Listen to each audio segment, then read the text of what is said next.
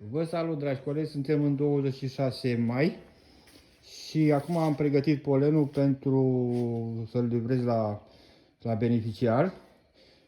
Fac filmulețul pentru cei care nu mă cred, colegi de-ai mei care cred că îi mint, că zic că fac 500 de kg de polen, și fac filmulețul ca să-l vadă și o să-l postez pe contul meu. Deci ăsta e polenul care îl livrez angro și am vândut undeva 100-120 de kg în particular. Eu v-aș sfătui să faceți polen, e mult mai rentabil decât rapița.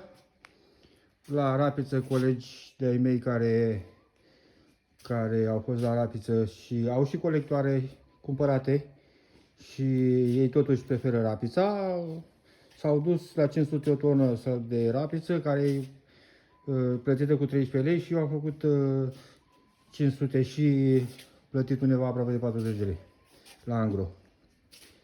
Eu atât am vrut să vă arăt. V-am lăsat, la revedere, numai bine!